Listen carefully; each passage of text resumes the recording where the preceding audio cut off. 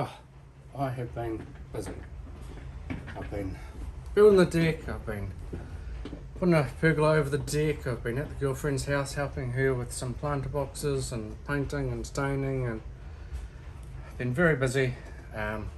Should be out doing more stuff right now, but I've just kind of run out of energy a little bit. So I want to talk to you about the goat, which I'm still on the fence about, but I have been using more and more.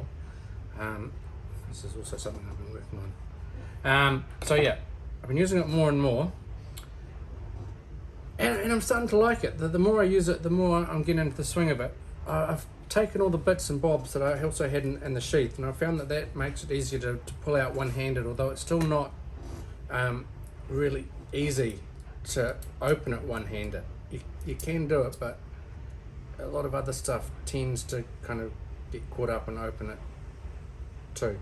But I was going to talk about the blade. Now, the blade that came with it, it didn't come particularly sharp. Now, I know I've gone on about sharpness in the past, and my standard for sharpness might be different for others, but I mean,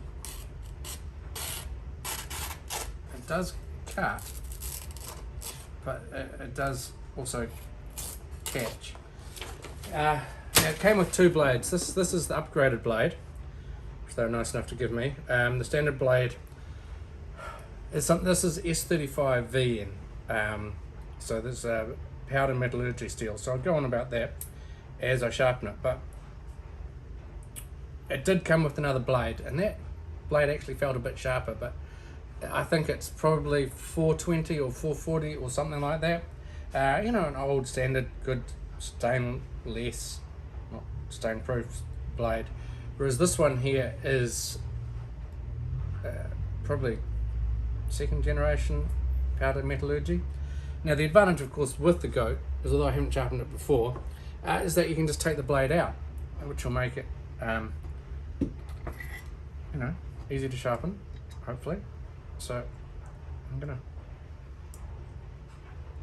clamp it in there. I don't really care about whether I mark up the blade or not. It doesn't bother me. So this is as I was saying, I think second generation, maybe edging towards third generation, powder metallurgy steel. Now you're saying, what is that? So steel essentially is just carbon and iron. That's your basis of steel. You get other stuff, titanium and some of the H stainless, actual stain-proof steels, but good old-fashioned steel is iron and carbon. The carbon makes the soft iron a lot harder, and that's it. Basically, you heat the two together and bang, you've got steel. Now, modern steels, we tend to do more than just that. We tend to make them alloys of various stuff, and S35VN is an alloy, and the V stands for vanadium, the N maybe stands for nitrogen, I'm not sure, can't remember, but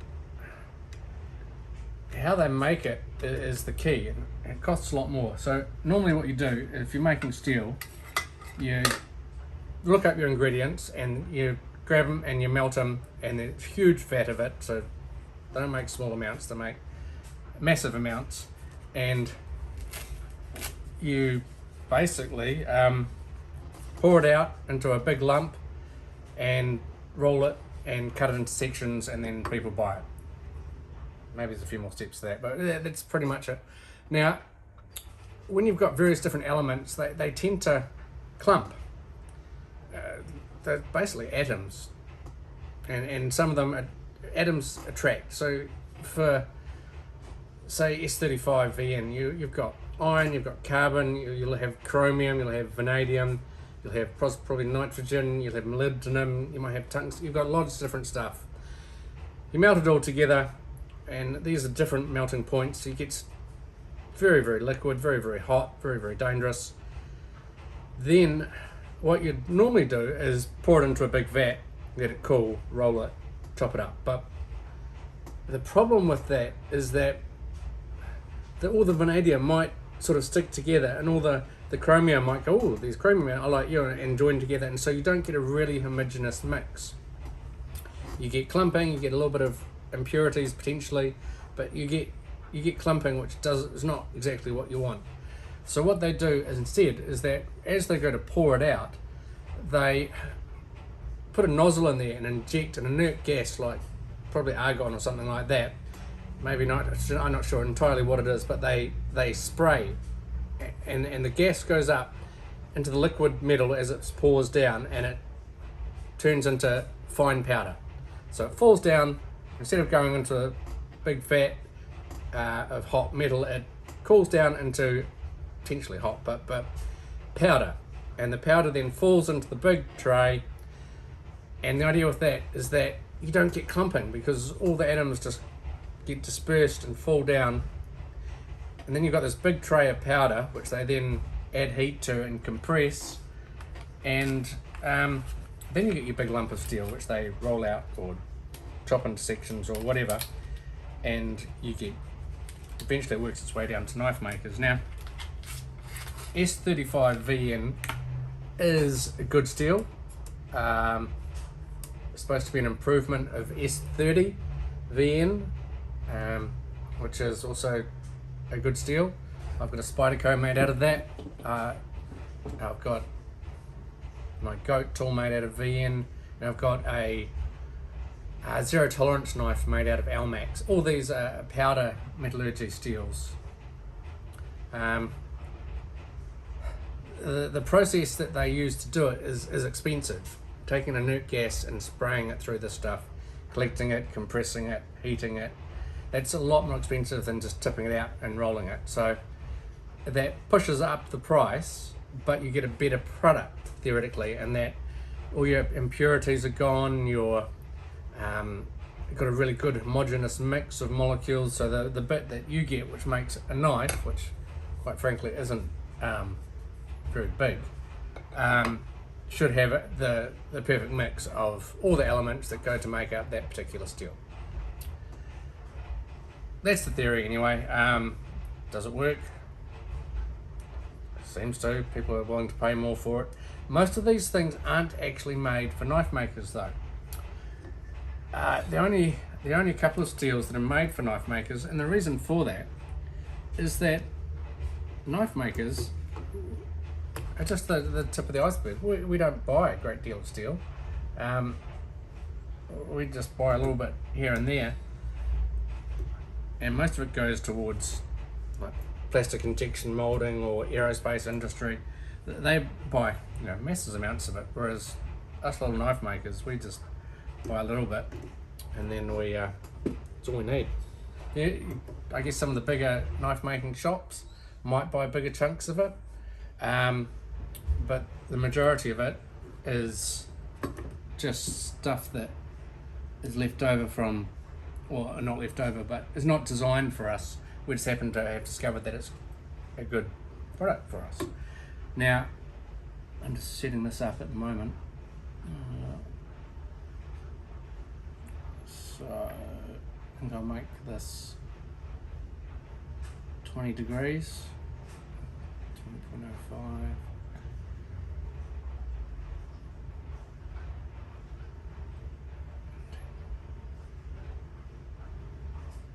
Degrees. So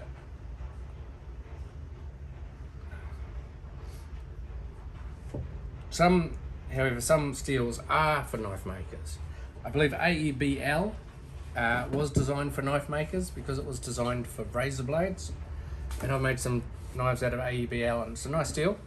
And recently there's a new steel designed with this powder metallurgy technique, Magna Cut, and that is designed specifically for knife makers. Now, there's a bit of a rumour that S30VN also was made for knife makers. I don't believe that's true. I believe it just happened to be something that was peddled towards knife makers, and they bought it up and used it. I don't think it was made specifically for knife maker. I might be wrong. And S35 is supposed to be an improvement of that, but again, it's probably an improvement for the plastic metallurgy people, and they say, oh, look, it's better for knife makers too. But MagnaCut was made specifically for knife makers by, not a knife maker, but a doctor of metallurgy and knife chemistry and knife knowledge. He tests all these things. He made this stuff. It's supposed to be really good. Haven't used it myself yet, but I do intend to buy it and give it a shot. At the moment, I've been using AEBL.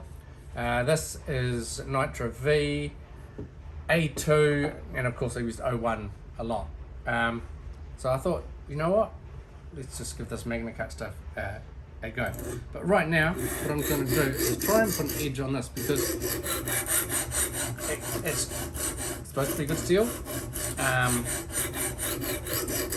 It can take, I believe, a good edge if it's anything like my Almax and my